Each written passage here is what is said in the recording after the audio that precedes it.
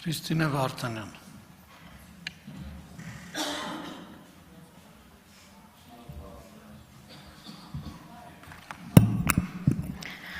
Մեկ ու կես ժամ լսում եմ այս քննարկումը, մի քանի ամիս էլ հետևում եմ ու չեմ հասկանում վերջը խնդիրը ո՞րն է, ժողովուրդ։ Խնդիրը ո՞րն է։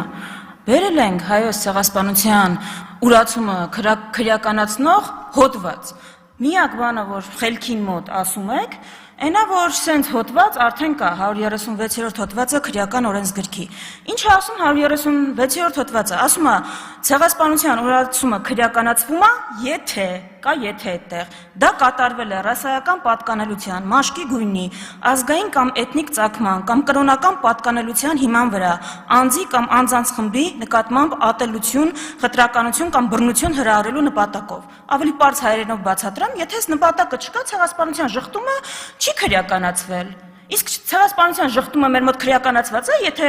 ցեղասպանությունը իրականացրած երկիրը տենց նախապայմանադրել ու պետական պաշտոնյան ուղղակի դա ասում է առանց այս նպատակները։ Չէ, քրեականացված չի։ Բերել ենք ասում ենք քրեականացրեք։ Հիմա եթե դուք այդ ուրացման քաղաքականությունը չեք ավարում, եթե դուք այդ նախապայմանը չեք կատարում, ի՞նչ խնդիր ունեք։ Ինչն է ձեզ տենց անհանգստացրել, որ տենց հերոսաբար պայքար եք բան արել, մղում բանը արժե խրամատներում այս օրենքի դեմ։ Ինչից եք տենց անհանգիստ։ Ընդհանրապես հայ մարդը այս օրենքի հետ ինչ խնդիր կարող ունենա, կարող եմ իմանալ։ Իսկ խնդիր կարող ունենա այն մարդու այն թիմը ում ղեկավարը, ով օրինակ, երբ Իսրայելի վարչապետ Բենյամին Նեթանյահուն ուղ եթերով ճանաչում է հայոց ցեղասպանությունը, ինքը հաջորդ օրը ասում է, բանը, բայց մի հատ պիտի հասկանանք, այդ ցեղասպանության ճանաչումը մեզ ինչ խնդիր է մեզ համար լուծում։ Լավա չեք դատապարտել Նեթանյահուի ճանաչումը։ Լավա նոտա չեք հղել դեսպանատուն, խիստ դատապարտել։ Այդ դուք բնականաբար այս օրենքի հետ խնդիր կունենաք, բա ոչ չեք ունենա։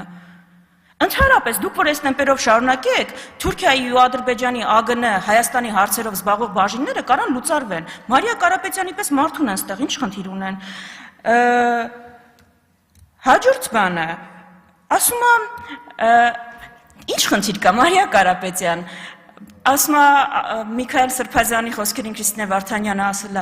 ասել եմ իր կարծիքն է, բայց լավ, եթե խնդիր չունեք, համ Միքայել Աջապայանի հետ խնդիր ունեք, համ ոնց որ իմ հետ խնդիր ունեք, օրենքը ընդունեք, միանգամից իր վրա մի հատ հոդված կավելացնեք, ինձ էլ նոր հոդվածով կդատեք։ Կարաք,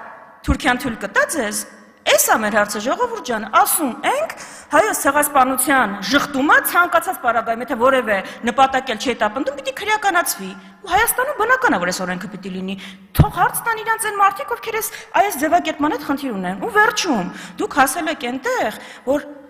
ոչ միայն ուրացել, նսեմացրել, պղծել եք ամեն ինչ։ Դրա համար այստեղ դիմացս, որ հիմա դատարկա Անդրանիկ Քոչարյանին կլինի նախքան ցեղասպանության 1.5 միլիոն զոհերի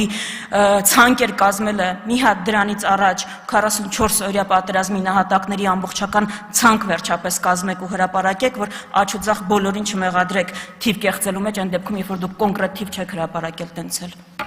Հասմիկ Հակոբյան։